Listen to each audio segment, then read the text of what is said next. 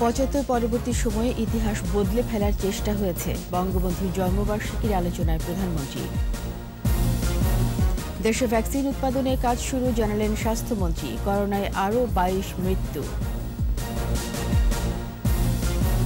সুনামগঞ্জে সাম্প্রদায়িক হামলার মূল আসামির স্বাধীন মেম্বার সহ ৩৩ জন জেল হাজতে, দ্রুত চার্জশিট দেওয়ার আশ্বাস।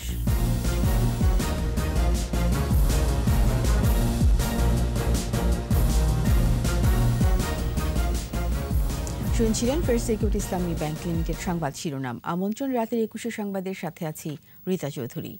দর্শক, ২১ টেলিভিশনের সংবাদ একই সাথে সরাসরি দেখতে পাবেন আমাদের ফেসবুক পেজ www.facebook.com/2124 অনলাইনে।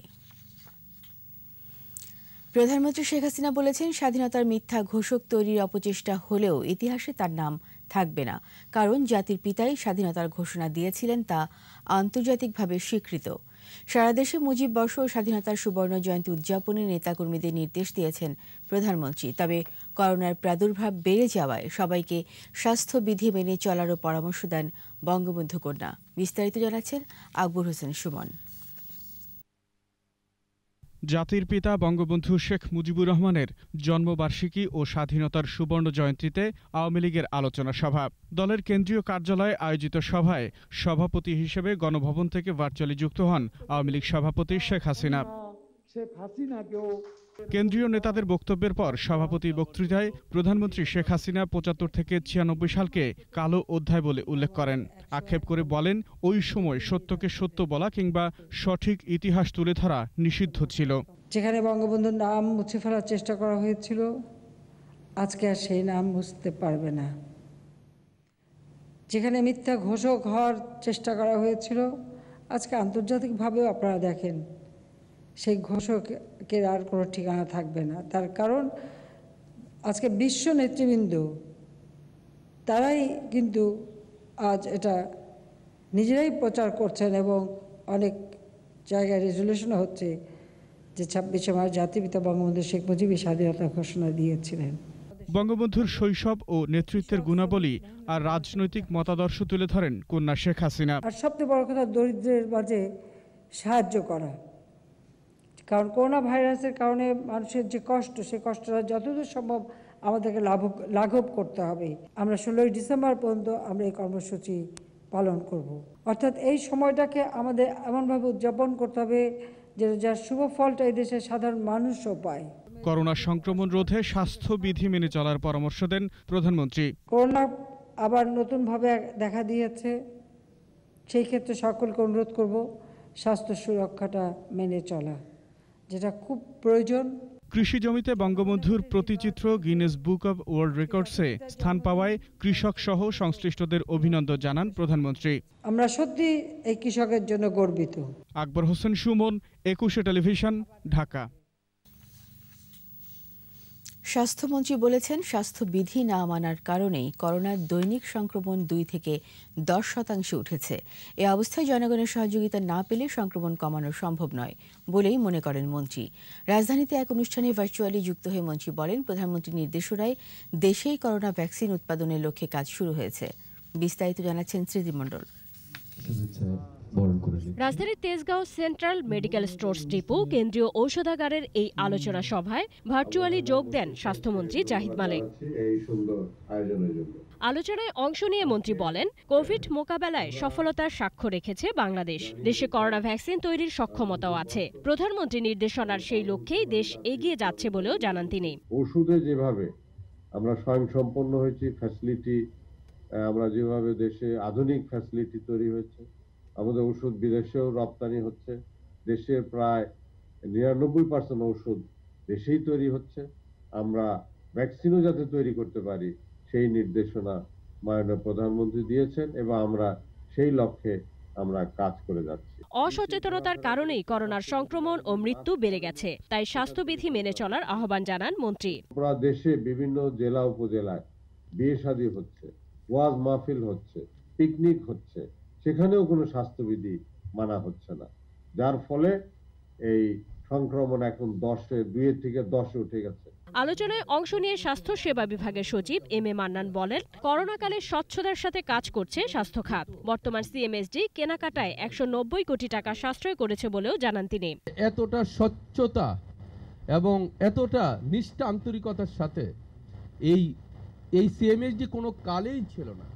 আমি আরো বলতে চাই, মন্ত্রণালয়ে কোনো কালে ছিল না। সিএমএসডি পরিচালক জানান, করোনা চিকিৎসায় আইসিইউ সহ প্রয়োজনীয় সব উপকরণই মজুদ আছে। যখনই হাসপাতালগুলো চাচ্ছে তখনই আমরা তা সরবরাহ করতে সক্ষম। আগামী 1 বছরেও যদি করোনার প্রকোপ অব্যাহত থাকে, আমরা তা মোকাবেলা করার জন্য সম্পূর্ণ প্রস্তুত রয়েছি। অনুষ্ঠান শেষে অধিদপ্তরের অতিরিক্ত মহাপরিচালক মির্জাদি সেব্রিনা ফ্লোরা সাংবাদিকদের প্রশ্নের উত্তরে বলেন, 8 এপ্রিল থেকে ভ্যাকসিনের দ্বিতীয় ডোজ দেয়া শুরু হবে। এই দ্বিতীয় ডোজের টিকা পাওয়ার জন্য সবাই তাদের মোবাইল নাম্বার যেটি দিয়েছেন সেখানে এসএমএস পেয়ে যাবেন। সুতরাং এটা নিয়ে কোনো দুশ্চিন্তাগ্রস্ত হওয়ার কিছু নেই। যাদেরকে প্রথম ডোজ দেওয়া হয়েছে তাদের দ্বিতীয় ডোজ আমরা নিশ্চিত করেই আমরা পরবর্তী এই টিকা কার্যক্রমকে প্রসারিত করছি। আর সাধারণ ছুটি ঘোষণা নিয়ে স্বাস্থ্য সচিব এম এ মান্নানের বক্তব্যকে কেন্দ্র করে বিভ্রান্তি তৈরি হলেও পরে তার অফিস থেকে বিষয়টি স্পষ্ট করা হয়। পরবর্তীতে কোনো সিদ্ধান্ত নিতে হয়, হয়তোবা নেওয়া হতে পারে, তবে এখন পর্যন্ত একেবারে হাইস্ট লেভেল থেকে আমাদের কাছে এরকম কোনো সিদ্ধান্ত এখনো আসে নাই। স্মৃতি মণ্ডল, 21 টেলিভিশন, ঢাকা। কোভিড-19-এ 24 ঘন্টায় আরও 22 জনের মৃত্যু হয়েছে। এর মধ্যে 19 জনই পুরুষ। মৃতের সংখ্যা বেড়ে 8,690। দৈনিক সংক্রমণ হার 10.29%। স্বাস্থ্য অধিদপ্তরের তথ্য অনুযায়ী 21,108 জনের নমুনা পরীক্ষায় 2,172 জনের শরীরে কোভিড-19 শনাক্ত হয়েছে।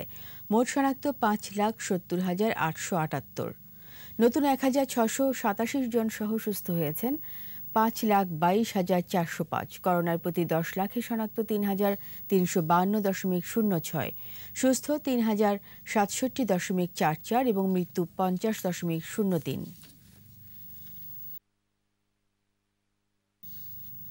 সুনামগঞ্জের সাল্লায় নোয়াগাঁও গ্রামে সাম্প্রদায়িক হামলার ঘটনায় দায়ের করা পৃথক দুটি মামলায় ইউপি সদস্য স্বাধীন সহ গ্রেপ্তার 33 জনকে জেল হাজতে পাঠানো হয়েছে। পরিস্থিতি নিয়ন্ত্রণে ঘটনাস্থলে অস্থায়ী পুলিশ ক্যাম্প বসানো হয়েছে। পুলিশ সুপার জানিয়েছেন, ঘটনার সাথে যারাই জড়িত সবাইকেই আইনের আওতায় আনা হবে। দ্রুত তদন্ত শেষ করে চার্জশিট দেওয়া হবে বলেও জানিয়েছেন পুলিশ সুপার। সুনামগঞ্জ প্রতিনিধির রিপোর্ট, জানাচ্ছেন রত্না জামান। সুনামগঞ্জের সাল্লায় সাম্প্রদায়িক হামলার ঘটনায় রোববার বিকালে গ্রেপ্তার ইউপি সদস্য স্বাধীনসহ 11 জনকে সুনামগঞ্জ জুডিশিয়াল ম্যাজিস্ট্রেট আদালতে হাজির করে পুলিশ। আদালত তাদের জামিন আবেদন নামঞ্জুর করে জেল হাজতে পাঠানোর নির্দেশ দেন। এর আগে একই ঘটনায় 22 জনকে আটক করে জেল হাজতে পাঠানো হয়েছিল। এ নিয়ে এ ঘটনায় আটক আছে 33 জন। প্রধান আসামি শহীদুল ইসলাম স্বাধীনকে 10 দিনের রিমান্ড ও 29 জনের বিরুদ্ধে 5 দিন করে রিমান্ড আবেদন করে পুলিশ। তবে আদালতের একজন আইনজীবীর মৃত্যুতে কোনো মামলার শুনানি হয়নি। সংবাদ সম্মেলনে সুনামগঞ্জের পুলিশ সুপার জানান, স্বল্পতম সময়ের মধ্যে এই মামলার চার্জশিট দেয়া হবে। ঘটনার সূত্রপাত যেখান থেকে সেখান থেকেই তদন্ত করব। বিষয়টি যেহেতু এখন তদন্তাধীন, আমরা এই বিষয়ে আর কোনো মতামত দিব না। স্বল্পতম সময়ের মধ্যে এই মামলায় অভিযোগপত্র কোর্টে দাখিল করতে পারবো ইনশাল্লাহ। এদিকে ঘটনার সুষ্ঠু বিচার দাবি করেছেন নোয়াগাঁও গ্রামবাসী। ঘটনার মূল রহস্য উদ্ঘাটন করে তার সুষ্ঠু বিচার এবং শাস্তি দাবি করছি। স্বাধীন দেশে আমাদের সম্প্রীতি রক্ষায়, আমাদের সামাজিক সংস্কৃতি রক্ষায়, রাজনৈতিক সংস্কৃতি রক্ষায় সকলকেই ঐক্যবদ্ধভাবে এগিয়ে আসতে হবে। সাল্লার ঘটনার তীব্র নিন্দা ও প্রতিবাদ জানিয়েছে বাংলাদেশ তরিকত ফেডারেশন।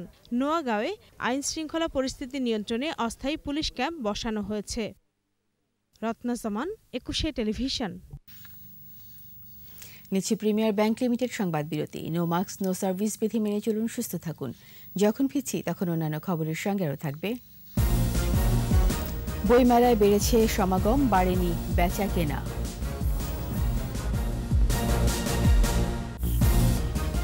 আবার আমন্ত্রণ রাতের 21 সংবাদে।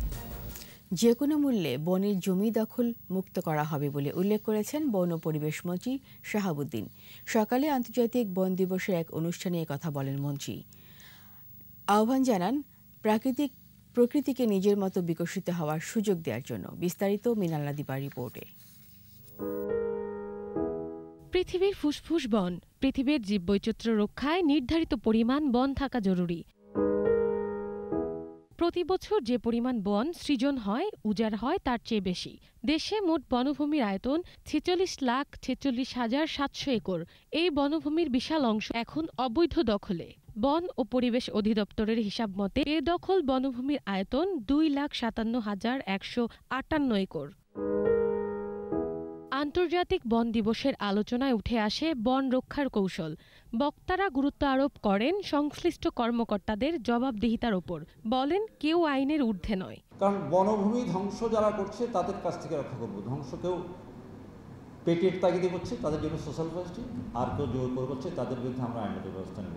আমরা 1 ইঞ্চি বনের ভূমি বা জমি বেহাত অবস্থায়, জবরদখল অবস্থায় ইনশাল্লাহ আগামীতে রাখবো না। দখলমুক্ত করার পাশাপাশি বন সংরক্ষণের ওপর জোর দেন উপমন্ত্রী। বেঁচে থাকার জন্য, আমাদের পরিবেশ ঠিক রাখার জন্য, আমাদের প্রতিটি জীববৈচিত্র্যের রক্ষণাবেক্ষণের জন্য বন আমাদের অতি প্রয়োজনীয়। আর সেই সুন্দরভাবে বেঁচে থাকার জন্য বনকে রক্ষা আমাদের প্রধান দায়িত্বগুলোর মধ্যে একটি। সকলের ঐক্যবদ্ধ প্রচেষ্টায় প্রকৃতিকে নিজের মতোই বিকশিত হওয়ার সুযোগ দেওয়ার আহ্বান জানান বন ও পরিবেশ মন্ত্রী। অবৈধ জবরদখলদারদের উচ্ছেদের মাধ্যমে বনভূমি পুনরুদ্ধার ও তার সংরক্ষণে আমরা সম্মিলিতভাবে কাজ করতে হবে। যারাই বনভূমি রক্ষার জন্য বা বন রক্ষার জন্য আঘাতপ্রাপ্ত হবেন তাদেরকে আমরা পুরস্কৃত করব, কিন্তু যারা বনের ভূমি বেহাত হওয়ার জন্য সুযোগ করে দেবেন তাদেরকে আমরা তিরস্কার করব। বন রক্ষায় নিয়োজিতদের সুরক্ষা বাড়ানোর ঘোষণা দেন মন্ত্রী। মিনালা দিবা, 21 টেলিভিশন, ঢাকা। এবারে আয়োজন বইমেলা প্রতিদিন।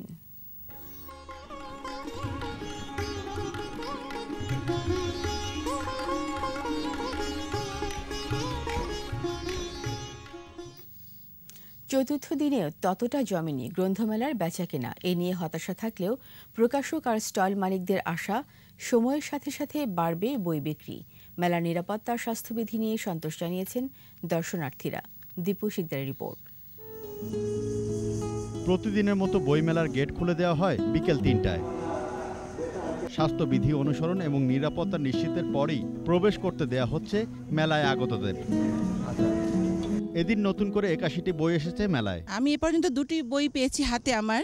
তার একটি হচ্ছে ছোটদের বঙ্গমাতা শেখ ফজিলাতুন নেসা মুজিব। প্রথম থেকেই বেশ দর্শনার্থী বা পাঠক যেটাই হোক সকলেরই সাড়া পাচ্ছি, তো মনে হচ্ছে যে ভালোই হবে। একটা বই আসছে, এটা আমার প্রথম বই এবং প্রথম বই হিসাবে আমি কবিতার বইকেই সিলেক্ট করছি। বেচা বিক্রি মেলা অনুযায়ী সন্তুষ্ট না, পাঠক কম আসছেন। আমাদের নতুন বই প্রদর্শন স্টল একটা আছে, সেই স্টলটিতে আমি কাজ করছি। সেখানে যে বইগুলো যাচ্ছে দেখলাম যে বেশ ভালো বই বেরিয়েছে। বিকেলে মেলায় যান পররাষ্ট্রমন্ত্রী। কয়েকটি স্টল ঘুরেও দেখেন তিনি। সময় যে আমাদের বই মেলা হচ্ছে তাতে আমি খুবই আনন্দিত। আমি নর্মালি নতুন বইটই কি আসে দেখি, কিন্তু ইদানিং এই সপ্তাহে আমরা খুব ব্যস্ত, এই 10 দিন। তবে আমরা খুব আনন্দিত, কারণ আমাদের দুটো বড় ইভেন্ট, ঐতিহাসিক ইভেন্ট, বঙ্গবন্ধু শতবার্ষিকী এবং আমাদের আপনার 50 বছর পূর্তি। সন্ধ্যার আগ পর্যন্ত বেশিরভাগ স্টলে ছিল খালি। তবে সন্ধ্যার পর পাল্টে যায় মেলা প্রাঙ্গণ। করোনা সংক্রমণের ভয় উপেক্ষা করে সব বয়সী মানুষ আসতে থাকেন মেলায়। মেয়েদের নিয়ে আসছি, ছোট বাচ্চার জন্য একটা বই কিনলাম। আমি এখানে বই দেখতে এসেছি, অনেক ভালো লাগছে, ঘুরে ঘুরে দেখলাম। আমার ভালোই লেগেছে, কারণ যথেষ্ট পরিসর নিয়ে করা হয়েছে মেলাটা। মাস্কটা পরতেছি কিনা এটা খেয়াল করা হচ্ছে, আবার হ্যান্ড স্যানিটাইজারটা হাতে। স্বাস্থ্যবিধি সবকিছু মিলে এরা খুব ভালো আয়োজন করছে। শুরু থেকে এই পর্যন্ত 2 শতাধিক নতুন বই এসেছে এবারের অমর 21 গ্রন্থমেলায়। দীপু শিকদার, 21 টেলিভিশন, ঢাকা। আমাদের বিশেষ আয়োজন স্বাধীনতার 50। পরাধীনতার গ্লানি থেকে বাঙালিকে মুক্তি দিয়েছিলেন জাতির পিতা বঙ্গবন্ধু শেখ মুজিবুর রহমান। স্বাধীনতার জন্য জীবনে 14টি বছর বিভিন্ন মেয়াদে কারাবরণ করেছেন। স্কুল জীবন থেকে শুরু করে 54 বছরের জীবনে 4682 দিন কারাভোগ করেছেন বঙ্গবন্ধু। কারাগারে বসেই স্বাধীন বাংলাদেশের পথনকশা তৈরি করেন তিনি। বঙ্গমাতার অনুপ্রেরণায় কারাগারে রোজনামচা গ্রন্থে জাতির পিতা লিখেছেন তার জেল জীবনের কথা। মফিউর রহমান রিপোর্ট। ছোটবেলা থেকেই প্রতিবাদী, বিপ্লবী। স্কুল জীবনেই প্রতিবাদ করতে গিয়ে 7 দিনের কারাভোগ। পাকিস্তান সৃষ্টির পর স্বপ্নভঙ্গ। বঙ্গবন্ধুও বুঝে গিয়েছিলেন ভাষা সংস্কৃতির বিরুদ্ধেই প্রথম আঘাত। রুখে দাঁড়িয়েছিলেন বঙ্গবন্ধু। 1948 ও 49 সালে কয়েক দফা কারাবরণ করেন বঙ্গবন্ধু। 1950 থেকে টানা 787 দিন বঙ্গবন্ধুকে কারাগারে আটকে রাখে পাকিস্তানি শাসকরা। 54তে 206 দিন কারাভোগ। কারাগারে যেন ছিল বঙ্গবন্ধুর বাড়ি। সবশেষ 26শে মার্চ স্বাধীনতার ঘোষণা দেওয়ার পরপরই হানাদাররা বঙ্গবন্ধুকে গ্রেপ্তার করে পাকিস্তানে নিয়ে যায়। জাতির পিতাকে কারাগারে বন্দী রাখলেও তার স্বপ্ন, চেতনা, আদর্শকে বন্দী করা যায়নি। জেলে বসেই তিনি তৈরি করেন স্বাধীন বাংলাদেশের পথনকশা। পূর্ব বাংলার স্বায়ত্তশাসনের আন্দোলন করছিলেন, ভোগ মিছিল করেছেন পুরনো ঢাকায়, মানে সদরঘাট থেকে চকবাজার পর্যন্ত। এই নানা কারণে তাকে বারবার জেল করা হয়েছে। যতদূর মনে হয় যে টানা সবচেয়ে বেশিবার জেল কেটেছেন 66 সালের 6 দফা দেওয়ার পর। বঙ্গমাতা শেখ ফজিলাতুন্নেসার অনুপ্রেরণায় জাতির পিতা লিখেছেন তার জেল জীবনের কথা। ইতিহাস সৃষ্টি হয়েছে তার ক্ষেত্রে, কারণ তিনি সেইখানে বসেই কারাগারের রোজনামচা লিখেছেন, আমার দেখা নয় চিন লিখেছেন এবং অসমাপ্ত আত্মজীবনী লিখেছেন, যেটি শুধুমাত্র তার জীবন কাহিনী নয় বা তার সংগ্রামের কাহিনী নয়, সেই সঙ্গে সঙ্গে বাংলাদেশেরও গৌরবময় ইতিহাসের উপাদান সেখানে আছে। জাতির পিতার ত্যাগ, দূরদর্শিতা এবং আপসী নেতৃত্ব সাহস জুগিয়েছে বাঙালিকে। পরাধীনতার গ্লানি থেকে মুক্ত করলেন বাঙালিকে, এনে দিলেন স্বাধীন বাংলাদেশ। বঙ্গবন্ধুর বাংলাদেশ উদযাপন করছে স্বাধীনতার সুবর্ণ জয়ন্তী। আমার বাংলাদেশ আজ স্বাধীন হয়েছে, আমার জীবনের স্বাদ আজ পূর্ণ হয়েছে, আমার বাংলার মানুষ আজ মুক্ত হয়েছে। মফিউর রহমান, 21 টেলিভিশন, ঢাকা। এবার ব্যবসা বাণিজ্যের খবর।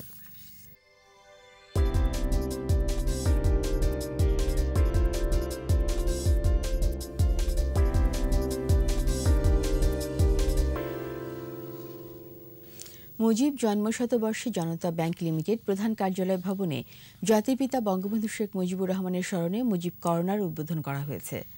রাজধানী মতিঝিলে ব্যাংকটির প্রধান কার্যালয়ে 12 তলায় মুজিব কর্নার ভার্চুয়ালি উদ্বোধন করেন অর্থমন্ত্রী আহমদ মোস্তফা কামাল এমপি। এ সময় তিনি বলেন, সর্বকালের সর্বশ্রেষ্ঠ বাঙালি জাতির পিতা বঙ্গবন্ধুর স্মরণে মুজিব কর্নার স্থাপন করেছে জনতা ব্যাংক। আগামী প্রজন্মের সাথে সেতু বন্ধন রচনা করবে এই মুজিব কর্নার। অনুষ্ঠানে স্বাগত বক্তব্য দেন জনতা ব্যাংকের এমডি অ্যান্ড সিইও বীর মুক্তিযোদ্ধা মোহাম্মদ আব্দুল সালাম আজাদ। উপস্থিত ছিলেন বাংলাদেশ ব্যাংকের গভর্নর ফজলে কবির, আর্থিক প্রতিষ্ঠান বিভাগের সিনিয়র সচিব মোহাম্মদ আসাদুল ইসলাম।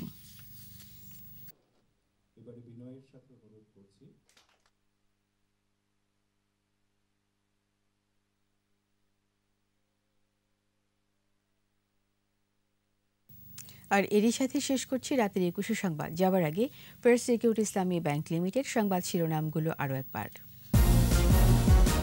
75 পরবর্তী সময়ে ইতিহাস বদলে ফেলার চেষ্টা হয়েছে, বঙ্গবন্ধুর জন্মবার্ষিকী আলোচনায় প্রধানমন্ত্রী।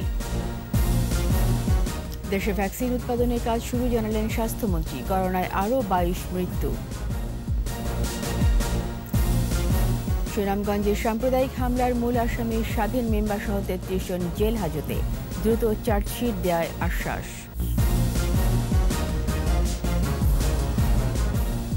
সবশেষ খবর জানতে ডায়াল করুন 2021 নম্বরে, আর ভিজিট করুন 21-tv.com ওয়েবসাইটে। এছাড়া ফেসবুকে লগ ইন করতে পারেন facebook.com/2124 অনলাইনে। 21 খবর দেখুন, 21 সাথেই থাকুন। স্বাস্থ্যবিধি মেনে চলুন, সুস্থ থাকুন। ধন্যবাদ।